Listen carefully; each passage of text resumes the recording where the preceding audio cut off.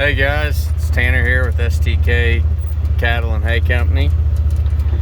We're moving the steer and bull mob. They didn't want to call today, so just got them up against this other hot wire over there. It's the main wire, goes north and south across the farm, and we're pushing them ahead to this next strip. Just not that I don't think they would have found it, but I just want to watch them eat it. They're kind of standing there acting like they think there's a wire ahead of them. Let's go, guys.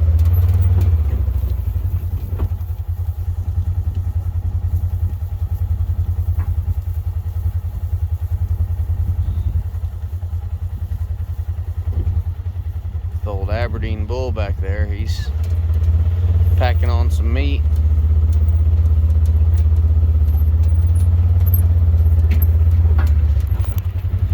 They all look pretty good.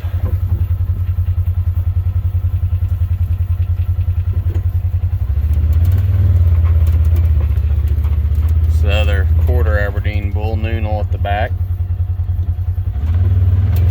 He's getting fat.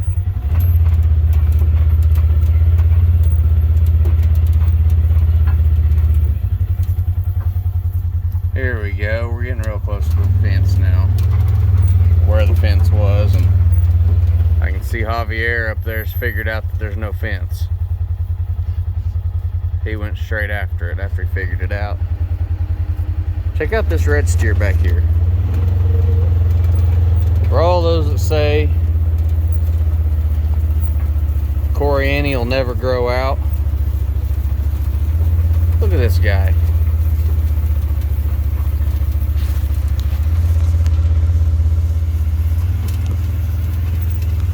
He's not the thickest thing you ever saw, but oh, don't get seasick, guys. I'm sorry. But he's putting on some meat for a half Coriani coming out of a drought. That's a half beef master, half Hereford. Came on some Hereford cows I bought in the sale.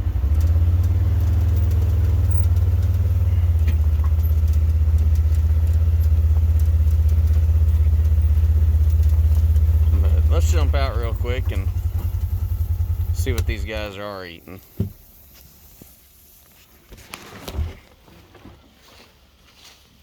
So we've got the cheat here. It's the brown. Let's get down. I'm gonna try and get my shadow out of the picture. So you got the cheat. It's mature. They'll eat some of that.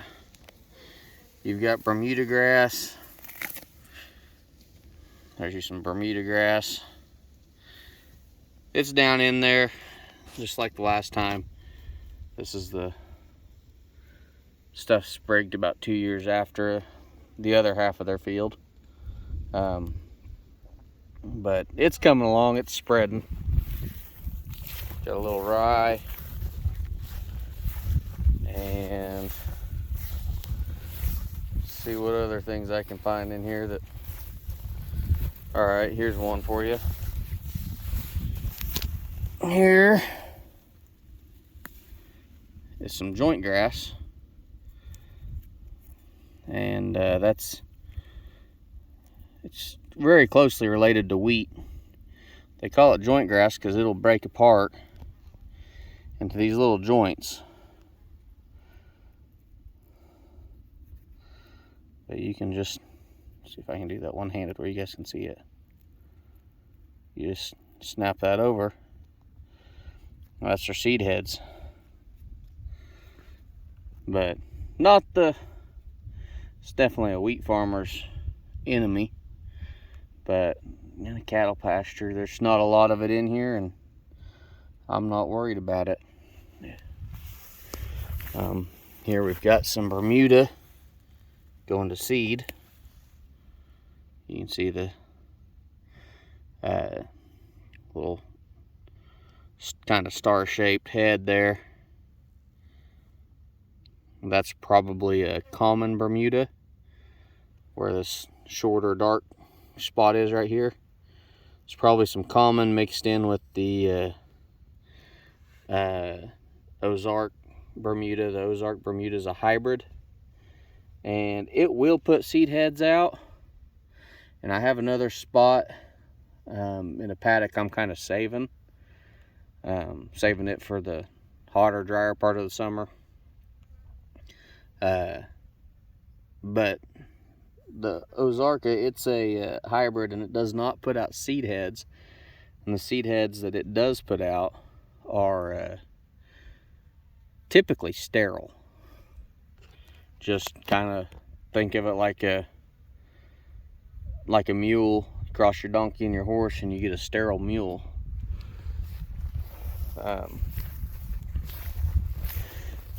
But that Ozarka, it puts out, it is a lot hardier plant compared to the common. It will, its forage production is phenomenal compared to that. But we've got some forbs. I won't claim to know what each one is, but oh, I know what this one is. This, I don't know if any of you guys recognize it. That is a sandbur.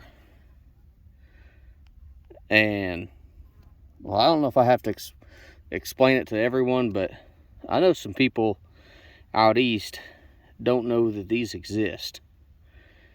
Just step on one of them in the middle of the night going to the bathroom, and you'll never forget what a sandbur is. But, I mean, for most people in this area, they say you either have to put extremely high fertility on your ground or spray at every cutting to keep sandburs from taking over your Bermuda. I don't know about you guys, but yeah, I have a couple sandburs out here, but why on earth would I spray 150 acres to kill just a few sandburs? Cattle eat some of them. It's not that big a deal to me. I got other farms that have way worse problems than that. Here's one of the just lost the word for it. One of the runners for Bermuda. It's like I said, it spreads. It doesn't need seeds to replant itself. It just grows a little bit further and further. But let's go on over. Well, we got some grasses there. I don't think that's kind of a switchgrass there.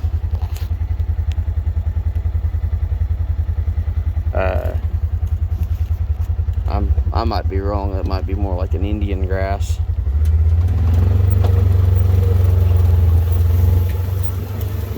Let's get out on the last paddock. As you can see, if you're worried about weeds,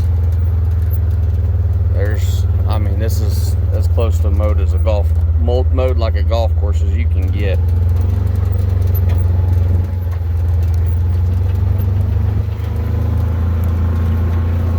Let's move on down to the older standard Bermuda. I think that'll looks quite a bit different than this younger standard Bermuda. And I bet you by August it'll get pretty hard to tell the difference between the two sides.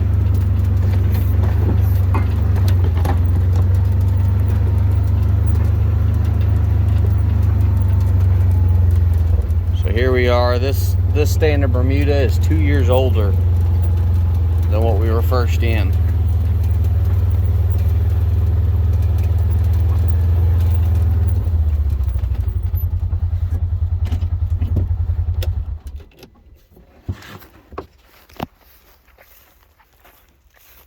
But this stuff, see, here's the head of one of those Arca that is That'd be sterile. If there is any seed in it, it's probably not anything that you could plant and grow. But it's quite a bit bigger head. Ozark is a coastal Bermuda. But you can see this stuff's heading out all over the place on this older stand. I've got 40 acres just to the north here that's knee-high and completely headed out. But like I said, I'm going to save that for a kind of the hot, dry July and maybe part of August. We can pack him in on that pretty tight.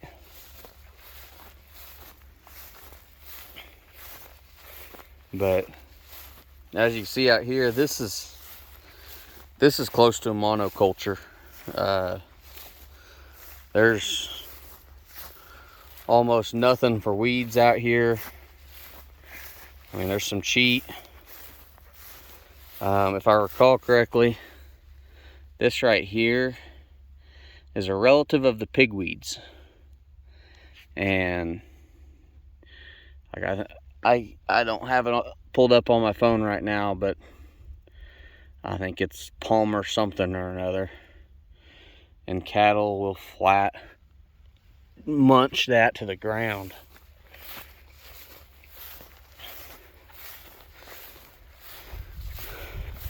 But I mean, there's a couple sunflowers out in the distance. Here's you a tumbleweed.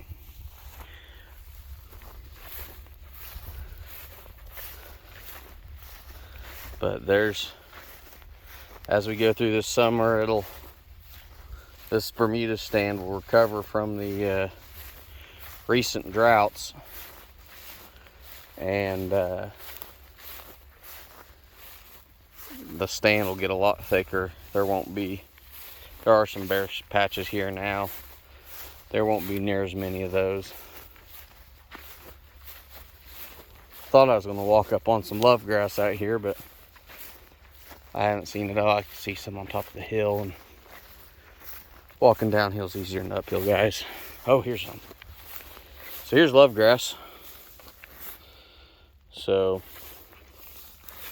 you can see it's got a seed head on it.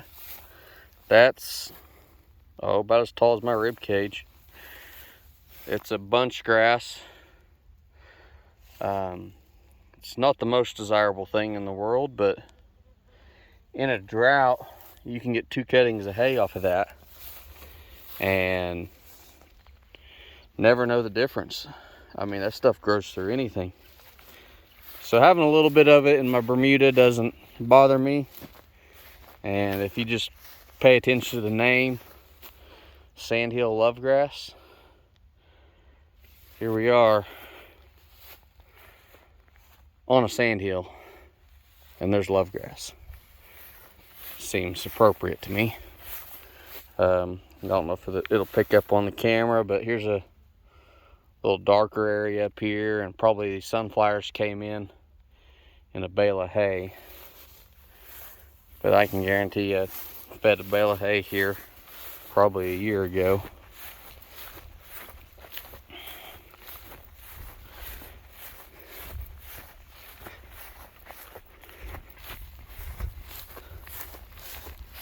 That irrigation sure would have been nice to have had running in the drought, but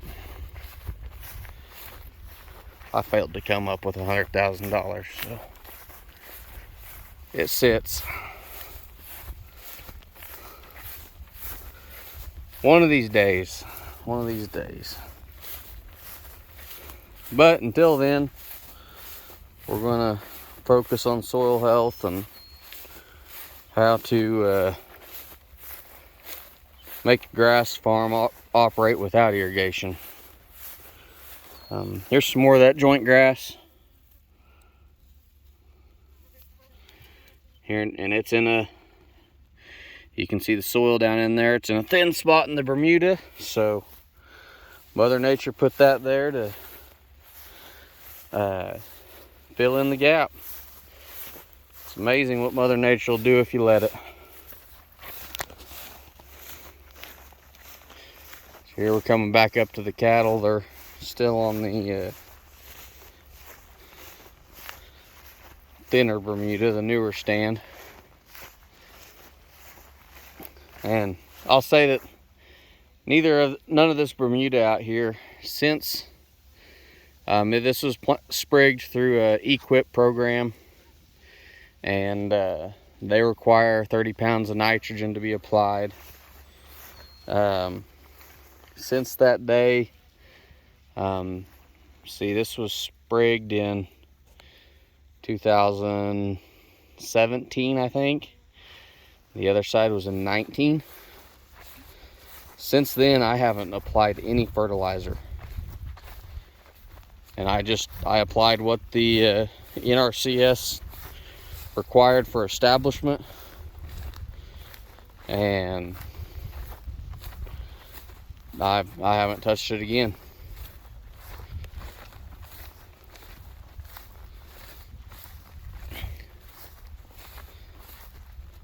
But we're coming back up on these cattle. And just a side note, the prisoners that we had a while back, as soon as I turned them out, they went into the neighbor's pasture. Not just across my hot wire, but they crawled through a barbed wire fence. Took me a week or so to get them back in, but after I moved the rest of the mob east, those calves were in the pasture to the west, and hasn't been cattle in there in 10 years probably. It's pretty thick and woody. I can't get around in it other than to walk down a couple of the pipelines that are maintained out there. But I cut the fence in one of those pipelines where it comes off into my fence line, and cut the fence, made a wire gate there, and in a couple days those calves were in here wanting back in through the hot wire. They're laying right next to the gate, so I've put them in, and they haven't been back out since, knock on wood. But I've got still running 2 strands of hot wire or poly wire there.